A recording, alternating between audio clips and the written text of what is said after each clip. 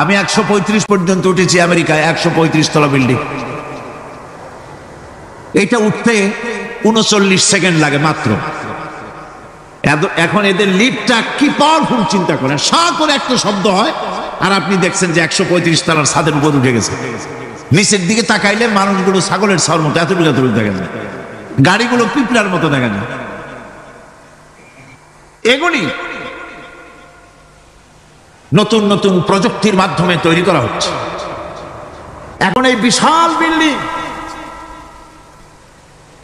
এত ওজন, এই ওজন ধারণ করার জন্য মাটিকে আল্লাহ পাক ভারসাম্য, শক্তির ভারসাম্য দান করেছেন। এটাকে আল্লাহ পাক নরমও করেছেন আবার শক্তও করেছেন।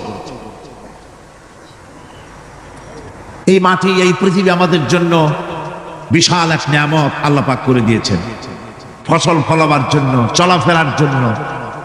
আবার এই মাটি যেন আপনাকে নিয়ে নড়াচড়া করতে না পারে। মাঝে মাঝে ভূমিকম্প হয় না? পৃথিবীতে ভূমিকম্প জোন যেগুলি আছে সেগুলি হচ্ছে Japan, China, turkey, Iran, America, এরকম বিভিন্ন দেশে ভূমিকম্পের জোন, এগুলি ভূমিকম্প এলাকা। আমাদের এসব দেশে ভূমিকম্প কম হয়, তবে ইদানিং একটু একটু শুরু হয়েছে। আল্লাহ যেন এই ভূমিকম্পের গজব থেকে আমাদেরকে বাঁচান। এত আস্তে আমিন বললেন কেন? আল্লাহ পাক কি প্রচন্ড ক্ষমতার মালিক। তিনি রহমত করে এ জমিনকে সুন্দর স্থিতি স্থাপক, একটা স্থিতিশীলতা করে দিয়েছেন। এই পৃথিবী যেন আমাদের নিয়ে নড়াচড়া করতে না পারে, সেজন্য আল্লাহ পাক পাহাড় সৃষ্টি করেছেন।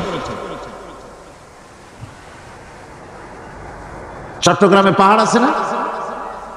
রাঙামাটি, খাগড়াছড়ি, বান্দরবান পাহাড় আছে না? আছে।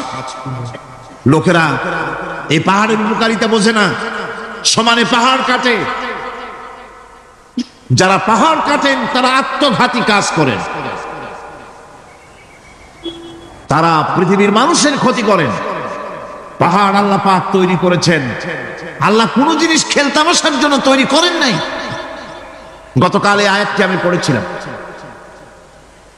আল্লাযীনা ইয়াযকুরুনাল্লাহা কিয়ামান ওয়া কুউদান ওয়া আলা জুনুবিহিম ওয়া ইয়াতাফাক্কারুনা ফি খালকিস সামাওয়াতি ওয়াল আরদ রব্বানা মা খালাকতা হাযা বাতিলা। নিরর্থক করে আল্লাহ পাক কোন জিনিসকে তৈরি করেন নাই। আল্লাহ পাক এই পাহাড় সৃষ্টি করেছেন জমিনের ভারসাম্য রক্ষা করার জন্য। সেই পাহাড়গুলি কাটতেছে মানুষ সমানে, গাছ কাটতেছে সমানে। এটা করে প্রকৃতির ভারসাম্য নষ্ট হয়ে যাচ্ছে। এগুলি সব আল্লাহ পাকের রহমত, সবগুলি আল্লাহ পাকের নিয়ামত। খালি খালি আল্লাহ কিচ্ছু তৈরি করেন নাই। ব্যাংকগুলারে জনমের মতো খাইয়া ব্যাঙের ব্যবসা করে, চীনের কাছে ব্যাংক বিক্রি করে এখন বাংলাদেশ মহাবিপদে পড়েছে। এখন ব্যাংক কোথায় পাওয়া যায় তাই তালাশ করে, কারণ এই ব্যাংকের উপকারিতা আগে জানা ছিল না। এত কীটনাশক ওষুধ ছড়ানো লাগতো না। কীটনাশক ওষুধ ছড়িয়ে জমিনের উর্বরা শক্তির 12টা বাজানো হচ্ছে। আল্লাহ পাক আপন কুদরতে, আপন রহমতে অসংখ্য ব্যাংক তৈরি করে দিচ্ছে, যাতে করে অতিরিক্ত পোকামাকড় মুড়িয়েরা ধরে ধরে খাইয়া ফেলে। আল্লাহ পাকের এগুলি কিভাবে নষ্ট করা হলো। আর এখন কীটনাশক ওষুধ দিয়ে সর্বনাশ করা। আর কীটনাশক ওষুধ আনা হচ্ছে ভারত থেকে, ইন্ডিয়া থেকে। ভারত থেকে কীটনাশক ওষুধ আর সার জানা হচ্ছে, তা দিয়ে বাংলাদেশের মাটির উর্বরা শক্তি আরো নষ্ট হচ্ছে। আপনারা জিজ্ঞেস করবেন চাষীদের কাছে কিভাবে নষ্ট হচ্ছে। সুতরাং আল্লাহ পাক খেল তামাশায় বস্তু করে কিছুই তৈরি করেন নাই, সবগুলিকে আপন রহমতে তৈরি করেছেন মানুষের সৃষ্টি জগতের জন্য, যার দ্বারা মানুষ উপকৃত হতে পারবে। এর জন্য তিনি হচ্ছেন রহমান। বলেন তিনি কি? রহমান। আল্লাহ রাব্বুল আলামিন জমিন সৃষ্টি করলেন, পাহাড় দিলেন, গাছপালা তরুলতা তৈরি করে দিলেন। এরপরে আল্লাহ পাক বলছেন, তাকিয়ে দেখো সমুদ্রের দিকে, ওয়া হুয়াল্লাযী সাখারাল বাহরা লিতাকুনু মিনহু লাহমান তারিয়ান ওয়া তাসতাখরু মিনহু হিলিয়াতান তালবাসুনাহা। সমুদ্রের দিকে লক্ষ্য করে দেখো, এই সমুদ্রকে তোমাদের অনুগত করে দিয়েছি। এর মধ্যে রয়েছে তাজা মাছ মাংস রয়েছে, এর ভিতরে রয়েছে তোমাদের পরিধানের অলংকারাদির জন্য মূল্যবান সম্পদ রাখা হয়েছে সমুদ্রের মধ্যে। বিজ্ঞানীরা বলেছেন পৃথিবীর উপরিভাগে যা আছে মাটির তলায় তার থেকে অনেক বেশি বেশি মূল্যবান জিনিস আছে। আছে না মাটির তলায় মূল্যবান জিনিস? কি আছে? কি আছে? খনিজ দ্রব্য আছে, সোনা আছে, লোহা আছে, তেল আছে। তেল যে শুধু সৌদি আরবে, কুয়েতে আর কাতারে, বাংলাদেশে তেল নাই এটা ঠিক না। আমাদের দেশে তেল আছে, আল্লাহ তেল আমাদের দেশে দিয়েছেন, তবে অতটা না হলেও কিছুটা তো দিয়েছে। আমাদের দেশে চা আছে, পাট আছে, আমার দেশেও তেল আছে। মাঝে মধ্যে তেলের কুয়া সিলেটের হরিপুর থেকে, বাখরাবাদ থেকে, ভোলা থেকে, বিভিন্ন জায়গা থেকে তেলের কুয়া বের করে দেখানো হয়। তেল আছে। যারা ক্ষমতাসীন, যারা সরকার, যারা দেশ চালাও, যদি আমার সেজদা দাও, যদি নামাজি হও, কোরআনের সাথে বিরোধিতা যদি না করো, যদি কোরআন সুন্নাহর শাসন প্রতিষ্ঠা করো, এ ধরনের অসংখ্য তেল বের করে দেব। কিন্তু বারবার উমরা করে, হাতে তসবিহ ধারণ করে, মাথায় পট্টি বেঁধে যদি ইসলামের সাথে নাফরমানি করা হয়, তোমাদের তেল আল্লাহ পাক বের করে ছাড়বে। আমেরিকার ওকলাহামা সিটি, এটি একটি স্টেট। এই স্টেটের পাশে একটা জায়গা বেছে নেওয়া হলো, যে পৃথিবী, তাদের ধারণা ছিল যে মাটি খুঁড়তে খুঁড়তে এর পৃথিবীর অপর পৃষ্ঠে যাওয়ার জন্য একটা আন্ডারগ্রাউন্ড রাস্তা করা যায় নাকি। ছোটবেলায় পড়ছিলাম আমি ভূগোলে একটা বইতে, যে কেউ যদি আমাদের দেশ থেকে, এখান থেকে মাটি খোঁড়া আরম্ভ করে, তাহলে মাটি খুঁড়তে খুঁড়তে একদিন না একদিন আমেরিকায় পৌঁছে যাবে।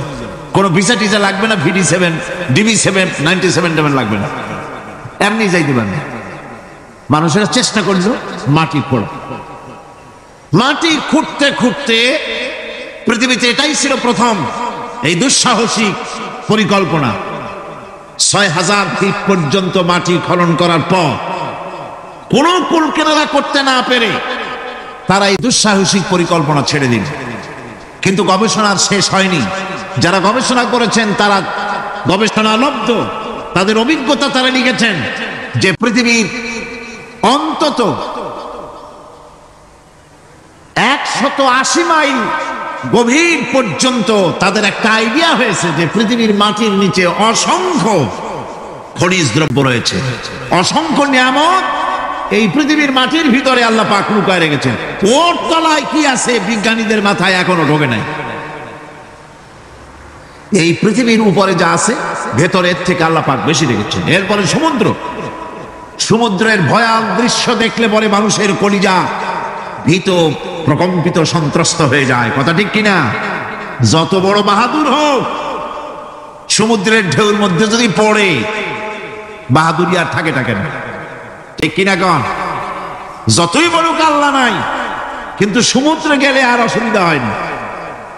সমুদ্রের ঢেউয়ের মধ্যে যখন মানুষ পড়ে, আল্লাহ পাক বলেছেন, দাল্লা মান তাদউনা ইল্লা ইয়াহু, একমাত্র আল্লাহ ছাড়া সবাই কি ভুলে যায়।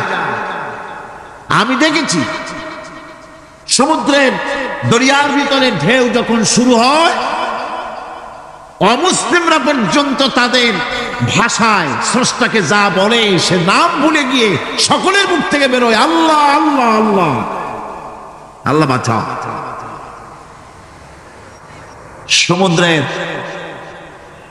সমুদ্র বিরাট রহস্য, একটি বিরাট রহস্য।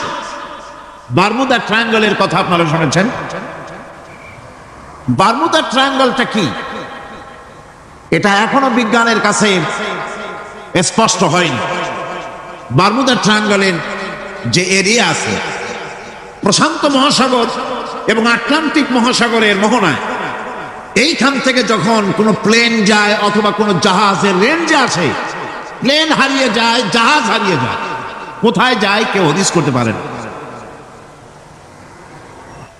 এই সমুদ্র মহাসমুদ্রের ভিতরে আল্লাহ রাব্বুল আলামিন অসংখ্য রহস্য রেখে দিয়েছেন, যা বিজ্ঞানীরা উদ্ঘাটন করতে পারেনি। এই মহাসমুদ্রের ভিতরে রয়েছে ম্যাগনেটিক পাহাড় পানির তলায়, যদি রাডারে ধরা না পড়ে জাহাজে, তাহলে এর রেঞ্জের ভিতরে আসলে এমন আকর্ষণে টেনে নেবে, পাহাড়ের সাথে লেগে টপ করে লেগে জাহাজ চানাচুর হয়ে যাবে। এই মহাসমুদ্রের ভেতরে আল্লাহ পাক মাছ রেখেছেন, অসংখ্য মাছ রয়েছে, অসংখ্য ধরনের প্রাণী রয়েছে। আর তিনি এমন রহমান, প্রত্যেকটি প্রাণীর আবার আত্মরক্ষার জন্য হাতিয়ার তার সাথে সাথে দিয়ে দিয়েছে। এক প্রকারের মাছ আমি নিজে দেখেছি সি ওয়ার্ল্ডে গিয়ে, এক প্রকারের মাছ আছে, সে যদি আক্রান্ত হয় তাহলে তার পেছনের দরজা থেকে এক প্রকারের লাভা, এক প্রকারের আটা জাতীয় জিনিস ছেড়ে দেয়, ওইটা পানি তড়িৎ গতিতে, আর পানি আশেপাশে পানিগুলি ইলেকট্রিফাইড হয়ে যায়। যে তাকে আক্রমণ করতে আসছে ইলেকট্রিক শক খেয়ে পালানো ছাড়ার পথ থাকে না। আবার আর এক প্রাণী, আর এক প্রকারের মৎস্য আছে যেগুলি আক্রান্ত হলে পরে সে তখন তার মুখ থেকে ব্লু রঙের, গাঢ় কালো রঙের এক প্রকারের কতগুলি লালা বের করে দেয়, তার আশেপাশে একদম কালো অন্ধকার হয়ে যায়, তারা আর কেউ দেখতে পারে না।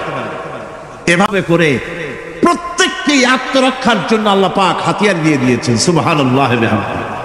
সেই সমুদ্রের ভেতরে এই ধরনের মৎস্যরাজি, বিরাট বিরাট প্রকাণ্ড প্রকাণ্ড প্রাণী আল্লাহ পাক সেখানে রেখেছেন। এরপরে এই সমুদ্রের মধ্যে রয়েছে মণিমুক্তা। আল্লাহ পাক বলছেন তোমরা পোশাক তৈরি করবে, তোমাদের স্ত্রীদের জন্য অলংকার আদি তৈরি করবে, সেজন্য ওর ভিতরে মণিমুক্তা মহামূল্যবান জিনিস এই সমুদ্রের ভেতরে আমি দিয়ে রেখেছি। আপন কুদরতে, আপন মেহেরবানিতে, কেউ আমার কাছে চায় নাই, আমি নিজের থেকে তোমাদের সমস্ত প্রয়োজন মিটিয়েছি, যা লাগবে সব জোগাড় করে দিয়েছি। এখন দেখুন আল্লাহ রাব্বুল আলামিন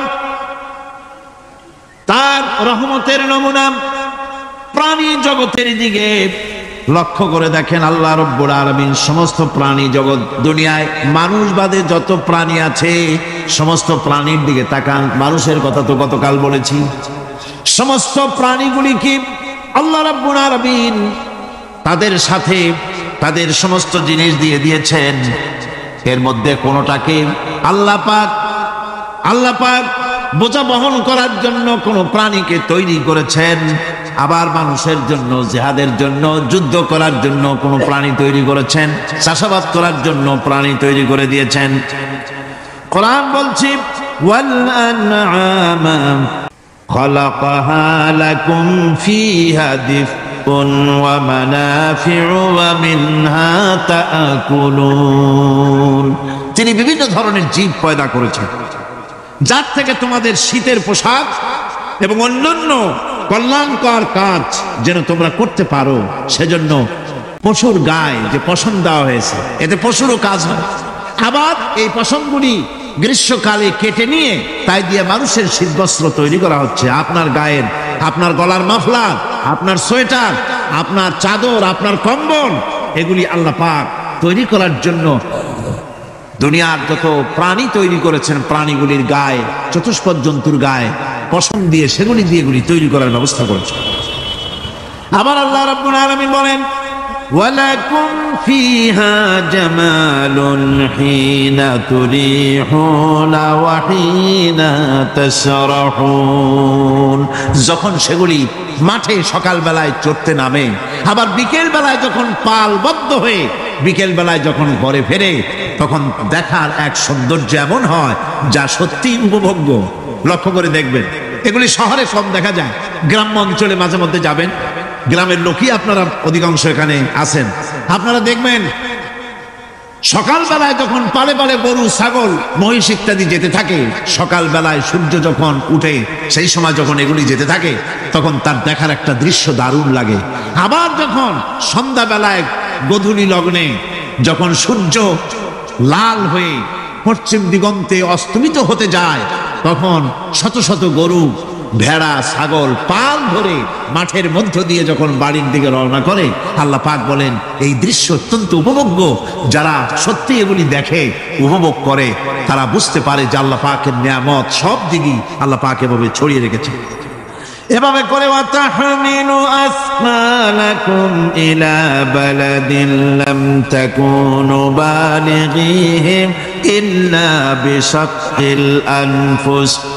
আল্লাহ পাক বলেন এভাবে করে আমি জন্তু জীব তৈরি করেছি যারা তোমাদের বোঝাগুলি এক শহর থেকে আর এক শহরে, এক গ্রাম থেকে আর এক গ্রামে বোঝাগুলি বহন করে নিয়ে যায়। এভাবে যদি আমি চতুষ্পদ জন্তু তৈরি না করতাম, তোমরা নিজেরা ঘাড়ে করে পিঠে করে এ বোঝাগুলি বহন করা বড়ই কষ্টসাধ্য হয়ে যেত। উটের পিঠে করে, গাধার পিঠে করে, গরু গাড়ি বানায়া, হাতির পিঠে করে, কত বিরাট বিরাট বোঝা, টনকে টন বোঝা এভাবে পশু দিয়ে টেনে নেওয়া হয়। আল্লাহ পাক বলছেন এগুলি আমার রহমত। এরপরে এই পশুর ভিতরে হালাল বস্তু তৈরি করে তোমার খাবারের ব্যবস্থা করেছি। ওয়া ইন্না লাকুম ফিল আনআমি লাইবরা نسقيكم مما في بطونه من بين فرث ودم لبنا خالصا سائغا للشاربين। তোমাদের চতুষ্পদ জন্তুর মধ্যে দেখবে বুদ্ধিমান দূরদৃষ্টি সম্পর্ক লোক যারা, তাদের জন্য আমি এর মধ্যে নিদর্শন রেখেছি। তোমাদের দুগ্ধবতী গাভীগুলি যার দ্বারা তোমরা দুধ পাও, এগুলি জমিনের ঘাস খেলো, খড় খেলো, আর এর দ্বারা রক্ত তৈরি হলো, পায়খানা তৈরি হলো, পেশাব তৈরি হলো। পাশাপাশি রাস্তা দিয়ে পরিষ্কার সুস্বাদু দুধ আমি আল্লাহ রব্বুল আলামিন তোমাদের জন্য দান করেছি। এত নিয়ামত আল্লাহ পাক দিলেন, আল্লাহ পাকের বিনিময় কিছুই চান নাই। কিছু চাইছেন নাকি? বলেন কিছু চেয়েছেন? কিছুই চান না। দেখেন এই যে ঠান্ডা মৌসুম চলছে, এখন কি মৌসুম? শীতের মৌসুম। এই পৃথিবীটাকে আমরা আমাদের একটা রুমকে যদি ঠান্ডা করতে চাই, তাহলে আমরা কি লাগাই রুমে? এসি লাগে। প্রত্যেক মাসে বিল দেওয়া লাগে না লাগে না? বিল দিতে হয়। একটা রুম এসি দিয়ে ঠান্ডা করতে প্রত্যেক মাসে 500, 1000, 2000, 2500 রুম হিসাবে এর ভাড়া দেওয়া লাগে, এর চার্জ দিতে হয়। এত বড় বিশ্বটা আল্লাহ পাক ঠান্ডা করে ফেলেছেন। কত বড় এসি প্ল্যান্ট আল্লাহ পাকের, সুবহানাল্লাহ। কত বড় এসি আল্লাহ ছেড়ে দিয়েছেন এখন। ঠান্ডায় মানুষ, এখানে তো মানুষে গরম লাগে, সেই গরমে আপনারা আরাম পাচ্ছেন, যে গায়ের জামা টামা খুলে বেড়াইছেন, ঠিক কিনা? মানুষের গরমও একটা গরম। তাহলে আল্লাহ রাব্বুল আলামিন এই যে ঠান্ডাটা দিলেন, মজার মৌসুম দিলেন, এই ঠান্ডার জন্য আমাদের কাছে কোনো বিল পাঠান নাই ফেরেশতার মাধ্যমে। শীতকালকে পরে ফেরেশতারা কি বিল নিয়ে আসছে নাকি, যে শীতের মৌসুমে যে ঠান্ডা উপভোগ করেছো এটার জন্য বিল দিতে হবে? এবার দেখেন সূর্যের তাপ, সারা পৃথিবীতে যত উত্তাপ আছে, ভালো করে বোঝেন, সারা পৃথিবীতে পেট্রোল জ্বালায় আগুন তৈরি করে, ডিজেল জ্বালায় আগুন তৈরি করেন, কাঠ জ্বালায় আগুন তৈরি করে। পৃথিবীর মানুষের হাতে আগুন জ্বালাবার, উত্তাপ সৃষ্টি করার যত রকমের টেকনোলজি আছে, সব যদি একত্রিত করা হয়, সূর্য প্রতি সেকেন্ডে যে তাপ বিকিরণ করে পৃথিবীর জন্য, সারা পৃথিবীর সমস্ত মানুষ এক জায়গায় হইয়া কিয়ামত পর্যন্ত প্রচেষ্টা করিও ওই 1 সেকেন্ডের তাপ তৈরি করতে পারবে? পারবে না। শুধু আল্লাহ রাব্বুল আলামিন তিনি বিরাট নিয়ামত রেখেছেন সব জিনিসের মধ্যে। এই নিয়ামতগুলি এগুলি বুঝতে হবে। এই জন্য আল্লাহ রাব্বুল আলামিনের নবী বলেছেন, আল্লাহর সৃষ্টি জগতের উপরে, তার সৃষ্টি নৈপুণ্যতার উপরে কেউ যদি গবেষণা করে, চিন্তা করে 1 ঘন্টা, আল্লাহ পাক তার আমলনামায় 60 বছরের নফল ইবাদতের সওয়াব লিখে দিবেন। কি সোজা কথা? চিন্তা করতে হবে, গবেষণা করতে হবে আল্লাহ পাক কি নিয়ামত দিয়েছেন। ওয়া মা বিকুম মিন নি'মাতিন ফামিনাল্লাহ। যত নিয়ামত আমরা পেয়েছি সব কার কাছ থেকে? জোরে সোরে চিল্লা এখন, কার কাছ থেকে? সমস্ত নিয়ামত এসেছে আল্লাহ পাকের কাছে। আল্লাহ রাব্বুল আলামিন বলেন তিনি হচ্ছেন রহমান। ওয়াল্লাহু জাআলা লাকুম মিন বুয়ুতিকুম সাকানান ওয়া জাআলা লাকুম মিন জুলুদিল আনআমি বুয়ুতা। আল্লাহ পাক বলছেন তোমাদের জন্য তোমাদের ঘর সমূহকে আল্লাহ পাক স্থিতি লাভের, স্বস্তি শান্তি লাভ করার জন্য আল্লাহ পাক একটা স্থান করে দিয়েছেন, জায়গা করে দিয়েছেন। আমরা যে ঘর বানাই, এই ঘর বানাবার পেছনে আল্লাহ পাকের কত বড় নিয়ামত। ঘর একটা বানাতে হলে খুঁটি লাগবে। খুঁটি কোত্থেকে আসছে বলেন? কোত্থেকে? গাছের থেকে খুঁটি পেয়েছেন। কিসের থেকে পেয়েছেন? গাছ কাঠ। শুধু খুঁটিতে ঘর হবে না, এরপরে খুঁটি হয়ে গেল, চাল লাগবে। চাল দেবেন কি দিয়ে? খড় দিয়া দেন, টিন দিয়া দেন, টালি দিয়া দেন, যা দিয়া দিবেন সেটা হচ্ছে কার? জোরে কর। শুধু খুঁটি আর চাল হলে হবে না, বেড়া লাগবে, দরজা লাগবে, জানালা লাগবে, যা কিছু দরকার। আল্লাহ বলেন তোমার এই শান্তির ঘরটার পেছনে আমার নিয়ামত, আমার রহমত কাজ করেছে। আবার শীত প্রধান দেশে যেখানে বিল্ডিং এও কাজ হবে না, যেখানে ঘর বানাতে হলে কাঠখড়ির ঘর দিয়েও কাজ হবে না, এত প্রচন্ড শীত, সেইখানে আল্লাহ পাক পশুর চামড়া দিয়া ঘর বানাবার জন্য মানুষের মাথায় আল্লাহ পাক বুদ্ধি দান করে দিয়েছেন। আল্লাহ পাক বলছেন জুলুদিল আনআমি বুয়ুতা, চামড়া দিয়ে ঘর তৈরি করা হয়। এস্কিমোরা করে, দেখে আসবেন, চামড়া দিয়ে ঘর তৈরি করা হয়। আল্লাহ পাক এই পশু দিয়ে মানুষের এত উপকার করছেন। তিনি রহমান। এই রহমত থেকে পৃথিবীর কেউ বঞ্চিত নয়। সমস্ত প্রাণী সমূহকে আল্লাহ পাক এই বিরাট নিয়ামত দান করেছেন। একটি মানুষ যতই সংকীর্ণ হোক,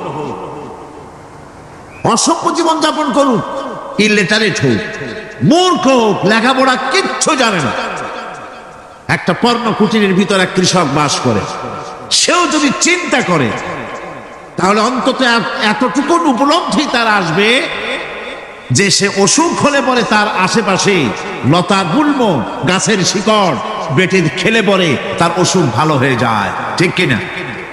এখন তো অসুখ ভালো হওয়ার জন্য কোনো অসুবিধা নাই, কোনো সমস্যা নয়। পত্রিকার ভিতরে অ্যাডভার্টাইজ আসতেছে, স্ট্যাম্পের উপরে লিখে দেব আখেরি লেখা, বিশ্বব্যাপী চ্যালেঞ্জ। মেয়ে লোকও চ্যালেঞ্জ দিতেছে, পুরুষও দিতেছে, পাগলও দিচ্ছে, ছাগলও দিচ্ছে, সবাই মিলে চ্যালেঞ্জ করছে। পত্রিকাগুলি পয়সার লোভে আবার এগুলি ছাপতেছে। সব রকমের রোগ, অসুখ, সব রকমের ওষুধ তারা দিতে পারবে।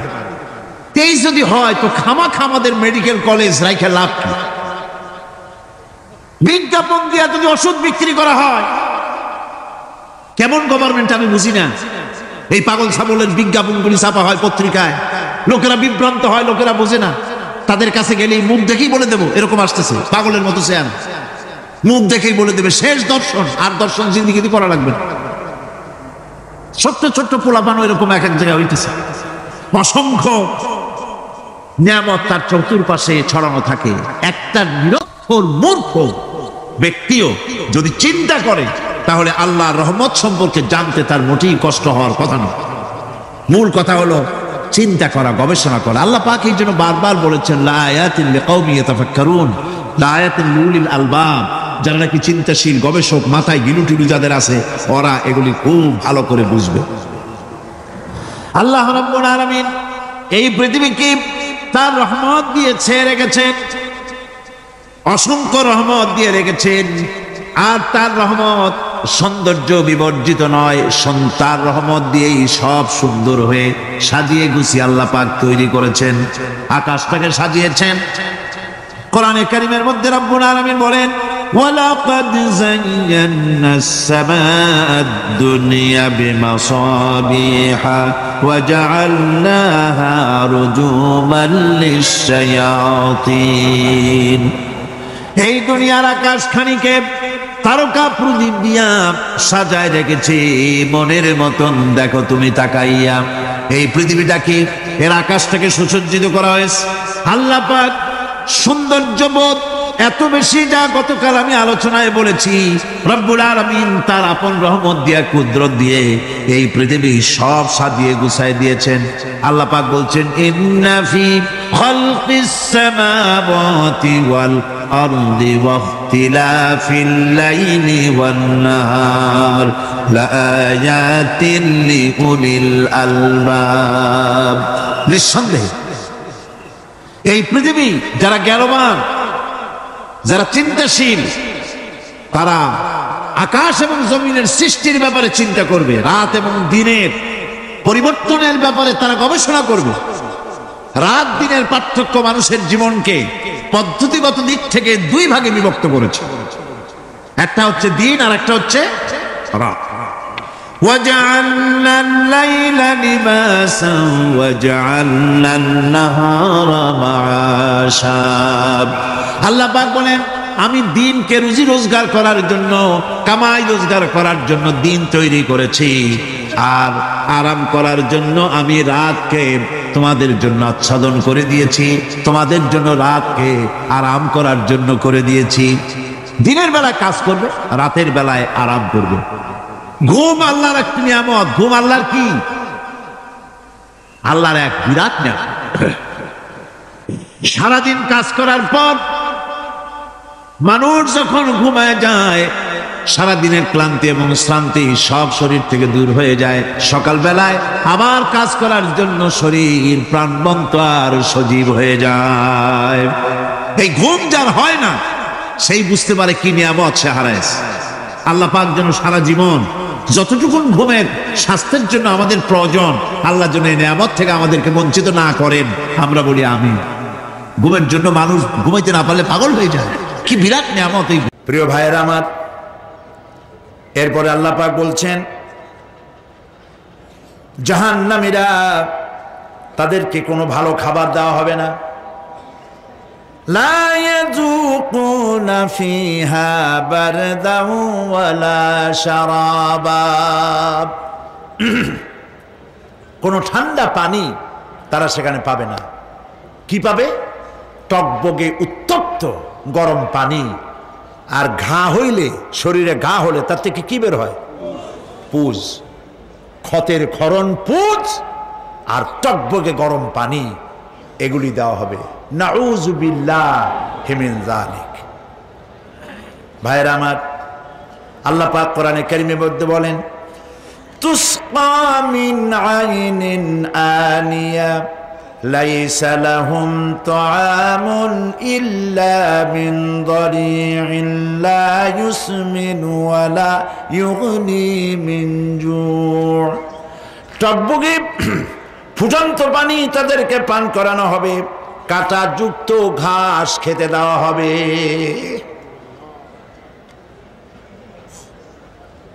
এতে করে তাদের ক্ষুধা মিটবে না, দেহেরও কোনো পুষ্টি হবে না, ক্ষুধাও নিবৃত্ত হবে না। এরপরে তাদেরকে জাহান্নামের আগুন দিয়ে তাদের পোশাক বানানো হবে। নাউযুবিল্লাহ। জাহান্নামের পোশাক পরিয়ে দেওয়ার কারণে আল্লাহ পাক বলছেন শরীরটা পুড়ে ঝলসে যাবে। কুল্লামা নাদিজাত জুলুদুহুম বাদদালনাহুম জুলুদান গায়রাহা লিয়াযুকুল আযাব। চামড়া পুড়ে শেষ হয়ে যাবে, আবার নতুন করে চামড়া পরানো হবে, যাতে করে শাস্তির তীব্রতা অনুভব করতে পারে। আমার ভাইয়েরা, জাহান্নামের আযাব সহ্য করতে না পেরে জাহান্নামীরা সব কিছুর বিনিময় জাহান্নাম থেকে মুক্তি চাইবে। ইয়াওয়াদ্দুল মুজরিমু লাউ ইয়াফতাদি মিন আযাবিন ইয়াওমাইযিন বিবানিহি ওয়া সাহিবাতিহি ওয়া আখিহি।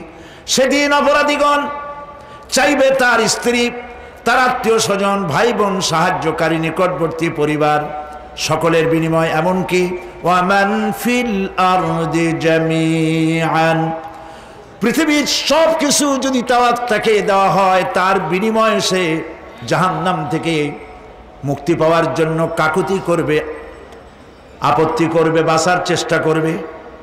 কিন্তু আল্লাহ রাব্বুল আলামিন পরিষ্কার করে বলেছেন, জাহান্নাম থেকে কাফেরদের মুক্তির কোনো উপায় নাই। খালিদিনা ফিহা আবাদান, চিরকালের জন্য তাদেরকে জাহান্নামে থাকতে হবে। এই জাহান্নামের কঠিন শাস্তি থেকে বাঁচার জন্য আল্লাহ রাব্বুল আলামিন কোরআনে কারীমের মধ্যে বলেছেন, ইয়া আইয়ুহাল্লাযীনা আমানু কু আনফুসাকুম ওয়া আহলিকুম নারা, হে বিশ্বাসীরা, জাহান্নামের আগুন থেকে নিজেকে বাঁচাও এবং পরিবারের লোকদেরকে বাঁচাও। বড় কঠিন জায়গা। পড়েন আমার সাথে, আল্লাহুম্মা আজিরনা মিনান নার। সবাই পড়েন, আল্লাহুম্মা আজিরনা মিনান নার। আবার পড়েন, আল্লাহুম্মা আজিরনা মিনান নার। আল্লাহ তাআলা জাহান্নাম থেকে আমাদেরকে মুক্তি দাও। জোরে বলেন আমিন। নবী করিম সাল্লাল্লাহু আলাইহি ওয়াসাল্লাম বলেছেন, মাগরিবের পরে 7 বার, ফজরের পরে 7 বার আল্লাহুম্মা আজিরনা মিনান নার পড়বেন, আল্লাহ পাক জাহান্নাম থেকে মুক্তি দিবেন। তবে হ্যাঁ, খালি এই আজিরনা মিনান নার বললেই যে জাহান্নাম থেকে মুক্তি হবে তা না। জাহান্নামে যাওয়া লাগে যেসব কাজ করলে সেই সব কাজ থেকে নিজে বাঁচো, আহাল ও আয়াল রে বাঁচাও। আমার প্রিয় ভাইয়েরা, নিজেও জাহান্নাম থেকে বাঁচার চেষ্টা করলাম না, সন্তানদেরকে জাহান্নাম থেকে বাঁচাবার জন্য চেষ্টা করলাম না, আল্লাহর কাছে মহা মুসিবতে পড়ে যাব। সেই জন্য আল্লাহ পাক বলছেন, ইন্নাহুম কানু লা ইয়ারজুনা হিসাবা, এই লোকগুলি হিসাব নিকাশ যে দেওয়া লাগবে কিয়ামতের ময়দানে, এটা তারা আশাই করতো না, বিশ্বাসও করতো না যে হিসাব নিকাশ হবে কিয়ামতে।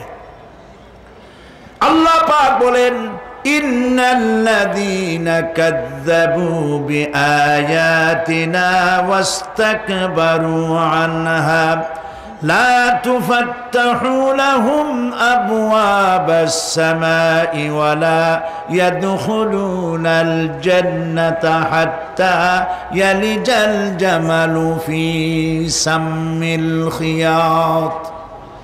আল্লাহ পাক বলছেন, যারা আমার আয়াতকে অস্বীকার করেছে, মিথ্যা মনে করেছে এবং অহংকার করেছে, আমাকে অমান্য করেছে, এই সমস্ত লোকগুলি, তাদের জন্য আকাশের দরজা খোলা হবে না, আর তাদের জন্য তারা জান্নাতেও যেতে পারবে না। একটি সূচের ছিদ্র পথে উষ্ট্র গমন করা সম্ভব, কথা বুঝতে পারছেন? সুয়ের ছিদ্র দিয়া একটা উট গমন করা সম্ভব, কিন্তু এই সমস্ত মানুষগুলি জান্নাতে যাওয়া এর থেকে অসম্ভব। কোনদিন এরা জান্নাতে যেতে পারবে না। ওয়া কুল্লা শাইইন আহসাইনাহু কিতাবা, আর আমি সমস্ত কাজগুলি, ওরা মনে করেছিল যে আমি বুঝি তাদের হিসাব নিকাশ রাখতেছি না, আমি গুইনা প্রত্যেকটি জিনিস হিসাব করে একটি কিতাবের মধ্যে লিপিবদ্ধ করে রেখেছিলাম। সুবহানাল্লাহ। প্রিয় ভাইয়েরা, আল্লাহ পাক আমাদের সঙ্গে ফেরেশতা দিয়েছেন। আল্লাহ পাক কোরআনে কারিমে বলেন, লাহু মুআক্কিবাতুম মিন বাইনি ইয়াদাইহি ওয়া মিন খালফিহি ইয়াহফাজুনাহু মিন আমরিল্লাহ। ইয়াহফাজুনা মিন আমরিল্লাহ, তোমার ডানে, তোমার বামে, তোমার সামনে, তোমার পশ্চাতে আমার ফেরেশতারা তোমাদেরকে ঘিরে আছে। ওয়া ইন্না আলাইকুম লাহাফিযিন কিরামান কাতিবিনা ইয়ালামুনা মা তাফআলুন। সম্মানিত লেখক তোমাদের সাথে লাগিয়ে দেওয়া হয়েছে, তোমরা যা করো সব তারা জানে, সমস্ত কথাগুলি রেকর্ড হয়ে যাচ্ছে। আল্লাহ রাব্বুল আলামিনকে ফাঁকি দেওয়ার কোনো উপায় নাই। আমি আজ এই বিশাল জনসমুদ্রকে প্রশ্ন করি, আপনারা বলেন তো দেখি, এই চট্টগ্রামে এমন একটা জায়গা পাওয়া যাবে নাকি যেখানে আত্মগোপন করে গোপনে গোপনে পাপ করা যাবে, আল্লাহ টের পাবে না? আর যারা জবাব দিলেন না তারা, তাদের কাছে আছে, বাংলাদেশে আছে, সারা দুনিয়া আছে। এবার শোনেন আল্লাহ কি বলছেন।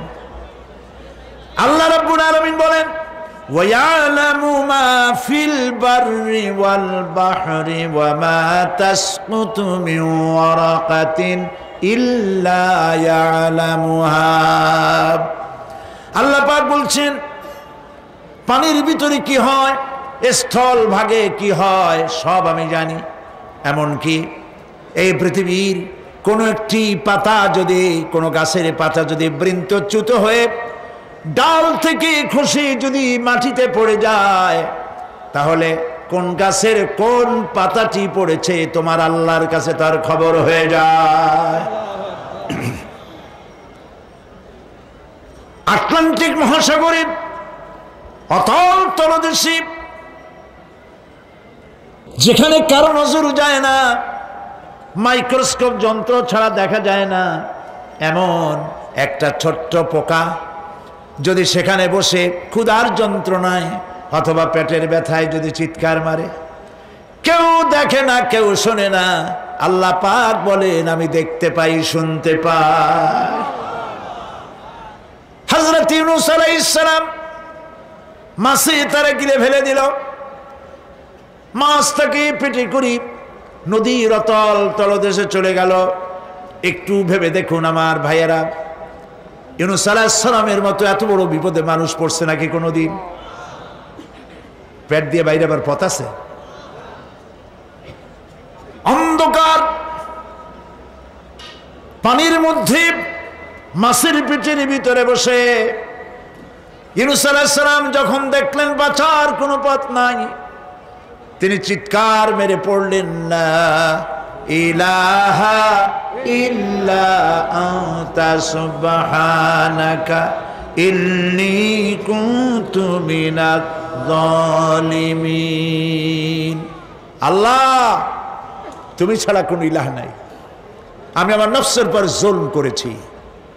ওইখানে তো ভয়ের সরে মরে যাওয়ার কথা, কিন্তু আল্লাহর পয়গম্বর তিনি বিশ্বাস করেন, তিনি ঈমান রাখেন, তিনি আকীদা পোষণ করেন, আল্লাহ আমারে দেখতেছেন, শুনতেছেন। সুবহানাল্লাহ। হযরত ইউনূস আলাইহিস সালাম মাছের পেটের ভিতরে বসে যে চিৎকার মারলেন, কেউ শুনতে পায় নাই, পানির ভিতরে কেউ শোনে নাই, স্থলভাগে কেউ শোনে নাই, অন্তরিক্ষে মহাকাশে কেউ শুনতে পায় নাই। আপনার আমার আল্লাহ বলেন, ইউনূসের ডাক আমি শুনছি,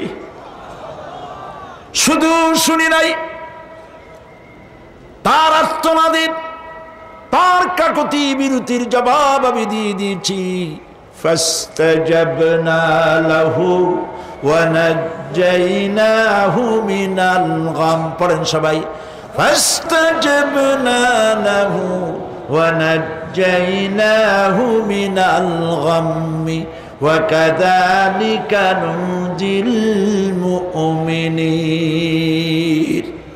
ইউনূস আলাইহিস সালামের চোখের পানি আল্লাহ রাব্বুল আলামিনের দরবারে মঞ্জুর হয়ে গেল।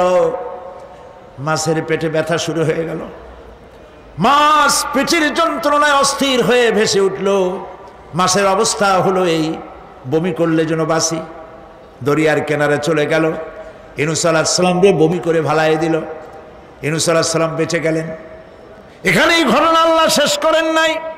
আল্লাহ রাব্বুল আলামিন বললেন, এত বড় বিপদ থেকে যে আল্লাহ ইউনূসকে বাঁচায় দিয়েছে, ওয়া কাযালিকা নুনজিল মুমিনিন। মুমিন বান্দারা যদি বিপদে পড়ে আর আমারে যদি ডাকে, আমি আল্লাহ রাব্বুল আলামিন বাঁচাইয়া দেব। মাজারে যাইও না, মাজারে যেও না, এই মাজারগুলি তোমাদেরকে কিচ্ছু দিতে পারবে না। বিশ্বাস করো মুসলমান, মাজারে চাদর দিও না, আগরবাতি দিও না, মোমবাতি দিও না, টাকা পয়সা দিও না। যে ব্যক্তি মারা গেছে তোমাকে কিচ্ছু দিতে পারবে না, পারবে না, পারবে না। আল্লাহু আকবার।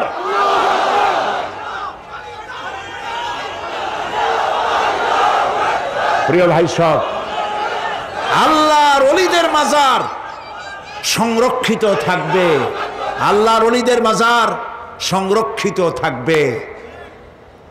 আপনি যাইয়া বসছেন কোনো কারণে, সেখানে জিয়ারতের উদ্দেশ্য নয়, কখনোই নয়। যে বসছেন সিলেটে, এখন শাহজালাল রহমতুল্লাহ আলাইহির মাজার জিয়ারত করতে পারেন, কিন্তু নিয়ত করে যাইতে পারবেন না, রাসূলুল্লাহ নিষেধ করেছেন।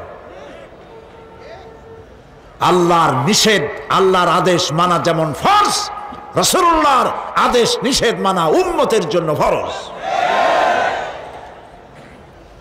বাগদাদ গিয়েছেন ব্যবসা উপলক্ষে, বড় বিশ্বের মাজার জিয়ারত করেন, অসুবিধা নেই, কিন্তু এইখান থেকে নিয়ত করে বাগদাদে যাইতে পারবেন না মাজার জিয়ারত করার জন্য।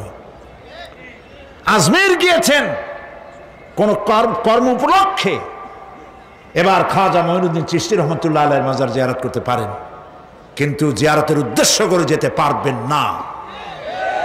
হাদিসে সুস্পষ্টভাবে নিষেধ করা হয়েছে।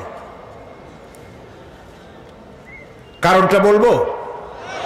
কারণ হলো কলিজার মধ্যে একটা ভয় আর মহব্বত, বিশ্বাস, যিনি শুয়ে আছেন তিনি আমার কথা শুনবেন এবং আমার আশা পূরণ করবেন। এই বিশ্বাস শিরক, শিরক এবং শিরক।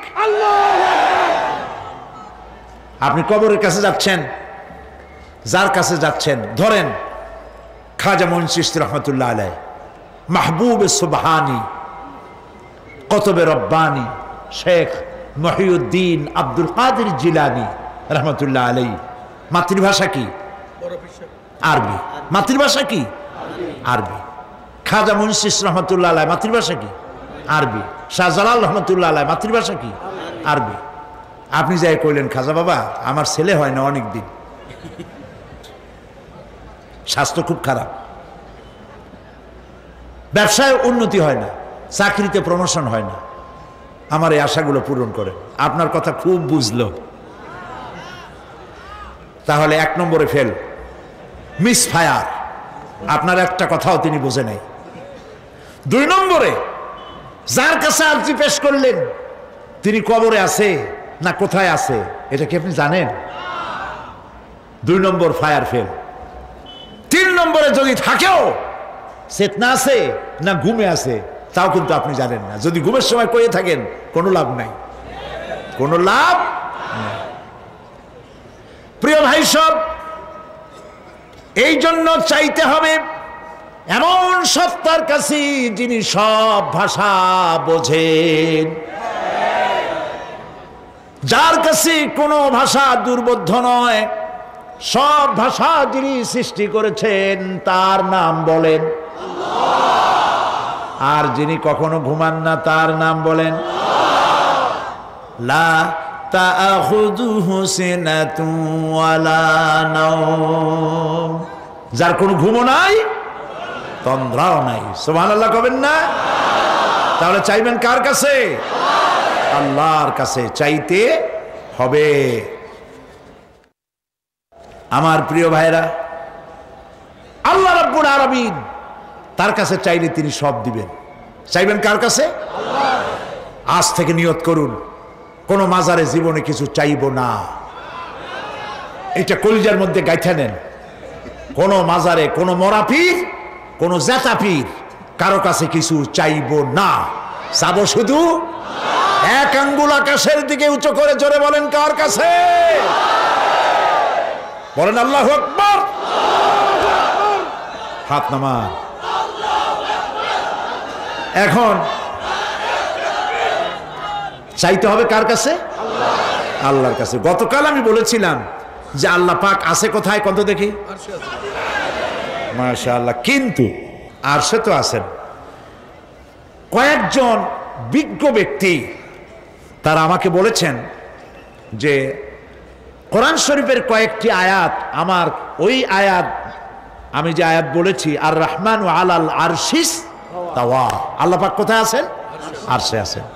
কয়েকজন বিজ্ঞ ব্যক্তি তারা বলেছেন যে কোরআন শরীফের কয়েকটি আয়াত এই আয়াতের সাথে যেন দ্বন্দ্ব সৃষ্টি হয়, বিষয়টা বুঝিয়ে বলার জন্য আমাকে তারা বলেছেন। তা আমি চিন্তা করলাম জিনিসটা একটা আকীদার ব্যাপার, একটু বুঝাই বলাই দরকার। অনেকের ধারণা যে আল্লাহ পাক সব জায়গায় আছে, আর আমি কালকে বললাম আরশে আছে।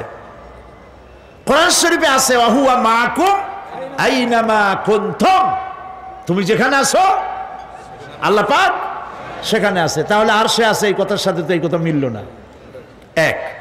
দুই নম্বরে ওয়াহুয়াল্লাযী ফিস সামাই ইলাহুন ওয়া ফিল আরদি ইলাহুন, আকাশেও আল্লাহ জমিনেও আল্লাহ, তাহলে আলাল আরশে ইস্তাওয়া এটার সাথে একটু দ্বন্দ্ব হয়ে যায়। তিন নম্বর ওয়াসিআ কুরসিয়ুহুস সামাওয়াতি ওয়াল আরদ, তার আসন তার সিংহাসন আসমান এবং জমিন ব্যাপৃত। এই তিনটি আয়াতের সাথে আর রহমান আলাল আরশ ইস্তাওয়া একটু দ্বন্দ্ব হয়ে যায়। এটার সমাধান কি? সমাধান সম্পর্কে আমি যদ্দূর মোতালা করলাম সেটা হলো এই, এ সম্পর্কিত প্রশ্নের জবাবে বিশ্ববিখ্যাত মুফাসসির জামে আল আজহার আর শরীফ এর ওস্তাদ মুতাওয়াল্লি আশ-শারাবি তিনি লিখেছেন, ইন্নাল্লাহা ফিল আরশি যাতান ওয়া ফি কুল্লি মাকানান কুদরাতান ওয়া ফি কুল্লি মাকানিন কুদরাতান, আল্লাহ পাক তার জাত, আল্লাহ পাক তার জাত আরশে আজিমে, কিন্তু কুদরতি তৌরে গোটা পৃথিবী তার কাছে পরিব্যাপ্ত হয়ে আছে, সব তিনি দেখতে পাচ্ছেন, শুনতে পাচ্ছেন। আর রহমান আলাল আরশ ইস্তাওয়া এই কথার পক্ষে কোরআনে কারিমের আপনি যেমন তিনটা আয়াত নিয়ে একটু দুশ্চিন্তা পড়ছিলেন, সে চিন্তার জবাব মুতাওয়াল্লি আশ-শারাবি দিয়েছেন। জবাব হলো এই, আল্লাহ পাক তার জাত আরশে আজিমে, আর কুদরতি তৌরে তিনি সারা বিশ্ব আকাশ জমিন সর্বত্র তার ইলমের মধ্যে সব কিছুই রয়েছে, তার শোনা আর দেখার বাইরে কিছুই নেই। আর রহমান আলাল আরশ ইস্তাওয়া এর পক্ষে কোরআনের দলিল শুনুন, কোরআন এবং হাদিসের দলিল। এক, কিবলা পরিবর্তনের সময় নবী করিম সাল্লাল্লাহু আলাইহি সাল্লাম বারবার আকাশের দিকে তাকাচ্ছিলেন। কোন দিকে তাকাচ্ছিলেন? কারণ কি? ডাইনি বাই তো তাকান নাই, তাকাইছে কোন দিক? কেন? আল্লাহ পাক আরশে আছেন। আছে কোথায়? কোরআন বলছে قد نرى تقلب وجهك في السماء, আমি লক্ষ্য করেছি আপনি বারবার আকাশের দিকে তাকাচ্ছেন। তাহলে আকাশের দিকে তাকাবার অর্থই হলো আল্লাহ পাক আকাশে আছেন বলেই আল্লাহ পাকের নবী তার দিকে আকাশের দিকে তাকিয়েছেন। দুই নম্বরের দলিল হচ্ছে কোরআনের, ইলাইহি ইয়াসআদুল কালিমুত তাইয়্যিবু ওয়াল আমালুস সালিহু ইয়ারফাউহু, আল্লাহ পাক বলছেন উত্তম কালেমা এবং নেক আমল আল্লাহর দিকে উত্থিত হয়। উত্থিত মানে কি? উপরের দিকে ওঠে। নেক আমল আর তাইয়্যিব কালেমা উপরে ওঠে কেন? যেহেতু উপরে কে আছেন? সুবহানাল্লাহ বলেন। তৃতীয় দলিল হাদিস, ইরহামু মান ফিল আরদ ইয়ারহামকুম মান ফিস সামা, জমিনবাসীদের উপরে দয়া করো তাহলে যিনি আকাশে আছেন তিনি তোমাদেরকে রহম করবেন, বলেছেন মুহাম্মদ রাসূলুল্লাহ সাল্লাল্লাহু আলাইহি ওয়াসাল্লাম। তাহলে বোঝা গেল আল্লাহ পাক কোথায় আছেন? আরশে আজিমে। চতুর্থ দলিল, মেরাজে নবী করিম সাল্লাল্লাহু আলাইহি ওয়াসাল্লামকে আল্লাহ পাক কোথায় নিয়েছিলেন? ডাইনে বাই নেন নাই। বুরাক পাঠিয়েছিলেন কেন? উপরে ওঠার জন্য, ঠিক কিনা? এক একটা আকাশ অতিক্রম করছিলেন কিনা? তারপরে আল্লাহর সান্নিধ্যে আল্লাহ নবীকে আল্লাহ পাক পৌঁছালেন মেরাজে, বোরাকের মধ্য দিয়ে আরশে আজিম পর্যন্ত পৌঁছাইছিলেন। তাহলে আল্লাহর সান্নিধ্য পর্যন্ত পৌঁছতে গেলে তাকে মেরাজের ওই রাতে আরশে আজিমে পৌঁছাতে হয়েছে আল্লাহর সান্নিধ্যে, কারণ আল্লাহ পাক কোথায় আছেন? আরশে আজিমে আছেন। প্রিয় ভাই সব, পঞ্চম দলিল হাদিস, প্রত্যেক রাত্রি প্রত্যেক রাত্রির শেষ অংশে আল্লাহ রাব্বুল আলামিন দুনিয়ার আকাশে আসেন, অর্থাৎ প্রথম আকাশে আসেন, আর সেখান থেকে তিনি ডেকে ডেকে বলতে থাকেন, কে আসো গুনাহ করে করে জীবনকে বরবাদ করেছ, আমাকে বলো মাফ করে দেব। কে আসো অসুস্থ হয়েছ, আমাকে বলো আমি রোগ ভালো বানায়া দেব। কোথা থেকে বলেন?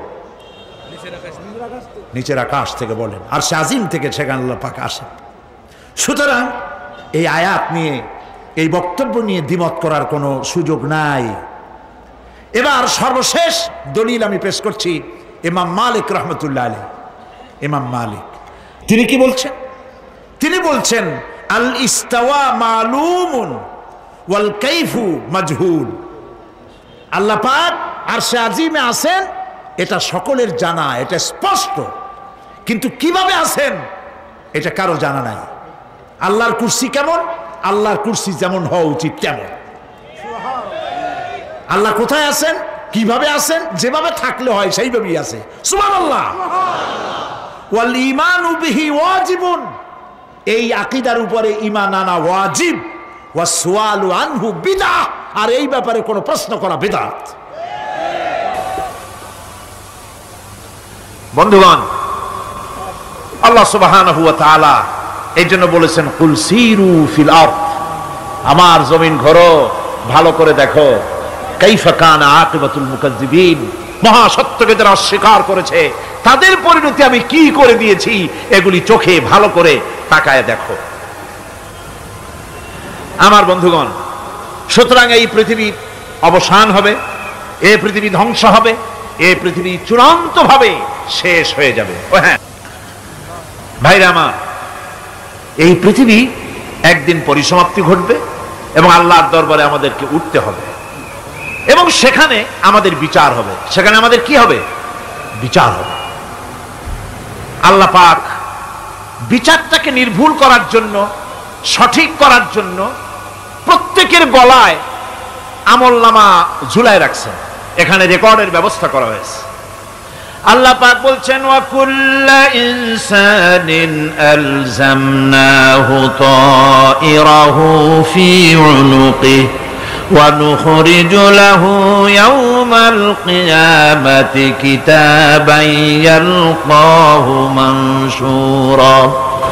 আল্লাহ পাক বলেন প্রত্যেকের ভালো মন্দ কর্মফল, কর্মলিপি আমি তার গলায় ঝুলায় রেখেছি। কিয়ামতের দিন সে নিজের কাছে স্পষ্ট সব দেখতে পারবে, কোনো জিনিস বাদ পড়বে না। তার গলায় তার আমলনামা ঝুলানো আছে, সব রেকর্ড হতেছে। আমরা যা করছি সবগুলি রেকর্ড হয়ে যাচ্ছে। এগুলি কিয়ামতের দিন তার সামনে হাজির করা হবে।